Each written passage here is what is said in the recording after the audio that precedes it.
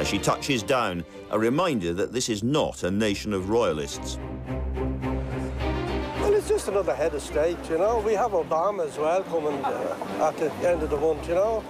So I don't really think much of it, you know, one way or the other.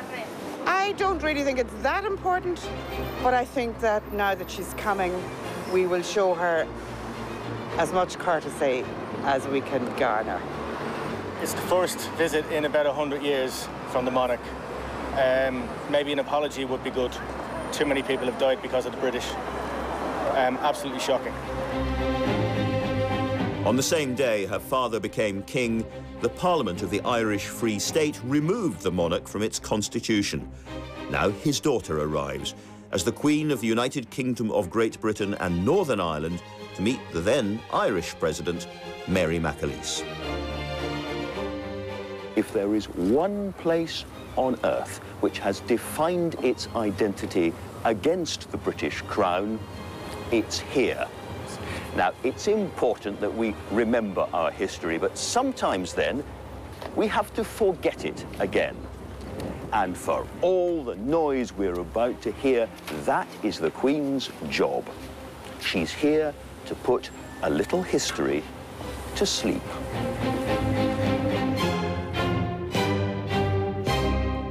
It's like a door that's been locked to her for a long time. And she's been dying to see what's on the other side of it, because many people won't understand, you know, not being able to go somewhere or see something for your life and being sort of almost like a sort of child not allowed to go into a certain room. For her, very much a case of Ireland was sort of, it's off limits. She'd always wanted to go and be able to go in an official capacity, so I think it was a huge turning point for her. Must have been a certain amount of nervousness beforehand, because it's there's a lot of history to put to bed there. I thought I was nervous about it. I think, but I was hugely admiring of the fact that the royal family wanted to go ahead with this visit, you know, relatively quickly after the finalising of the last bits of devolution of power to Northern Ireland. They didn't want to wait and play it a little bit longer, and I thought that was a fantastic judgment. A century ago, crowds met the Queen's grandparents, King George V and Queen Mary, with enthusiasm. At the time, Home Rule, a reconciliation of nationalist Ireland with Imperial Britain, seemed likely. The First World War and the Irish Easter Rising put paid to that, and a bloody history began to uncurl.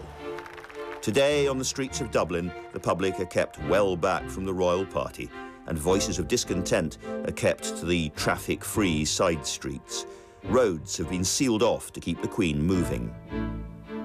Yes, the security from our point of view was exceptionally heavy and exceptionally tight, and had to be so, because this was receiving global coverage on everything from Al Jazeera to Bloomberg.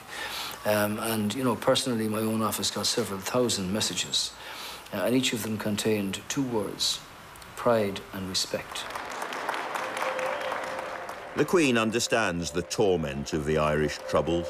Violence has marked much of her 60-year reign, and it reached her own family in the most direct way. In 1979, the Queen's cousin, Lord Louis Mountbatten, the former First Sea Lord, one of the most colourful and closest influences on the inner circle of the royal family, was assassinated by the Provisional IRA at his home in Ireland. Lord Mountbatten had taken his boat and members of his family on a day out in County Sligo. On board was a boat hand, Paul Maxwell, Mountbatten's eldest daughter, Patricia, her husband, Lord Brabourne, her mother-in-law, and their 14-year-old twins, Nicholas and Timothy. The seven of us went out. We had been going for a few minutes. Beautiful, flat, calm sea, not a cloud in the sky. And my grandmother, sitting also in the stern with her legs up in front of her, said, "Oh, isn't this a beautiful day?" And shortly after that, there was this almighty bang. I mean, it wasn't for a long time that I knew that it was the IRA. I just thought, because we'd had problems with the boat, I thought the engine had blown up. And not until after I came out of intensive care. Did somebody explain to me? No, it was a bomb, which I was really surprised about. Only 3 people survived the blast. Patricia, her husband, and just one of their twins, Timothy, were all seriously injured. So at what point did you realise that Nicky was dead? My sister, Joanna, one of my 2 sisters, came to me. And she explained that when you arrived in the hospital, you were unconscious. You woke up. Nicky never did.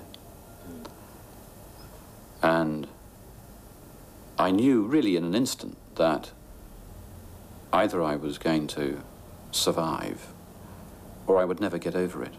And in that instant, I think the path towards being a survivor started. A few weeks later, his parents still hospitalised, the Queen stepped in and invited Tim and a sister to Balmoral to help with his recovery. And he saw a side of the Queen seen by very few outsiders.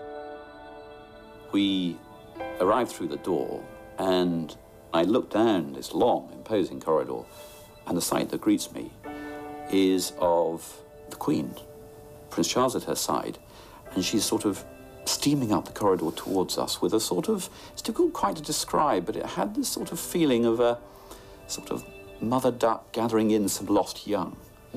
And they just wanted really just to go into their default setting of love, of care, of asking about family, of plying us with soup and sandwiches, and wrapping us up in what I can only really describe as a sort of motherliness coming from the Queen.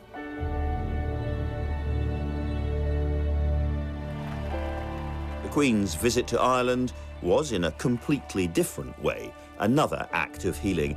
Formal salve for old wounds, it goes to the most sensitive places possible.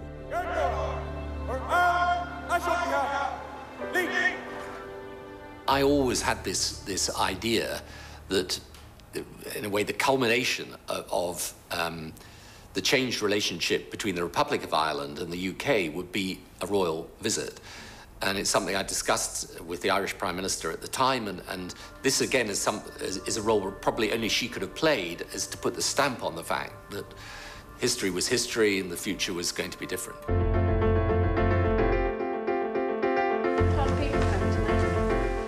Over 60 years as head of state of the United Kingdom, she has welcomed world leaders, icons of the 20th century such as France's Charles de Gaulle, South Africa's Nelson Mandela, and Cold War Russians like Khrushchev. She knew the last emperor of Ethiopia, Haile Selassie, and obeying her ministers, she's also had to greet some brutal tyrants. Nicolae Ceausescu, the Marxist dictator of Romania, welcomed in 1978. He gave her a communist medal. Zimbabwe's Robert Mugabe came in 1994, although he was later stripped of his honorary knighthood. Uganda's Idi Amin, a monstrous leader, arrived to visit in 1971 and promptly asked the Queen to arrange a visit for him to Scotland, Ireland and Wales so he could meet the heads of revolutionary movements fighting against your imperialist oppression. So she's known all sorts,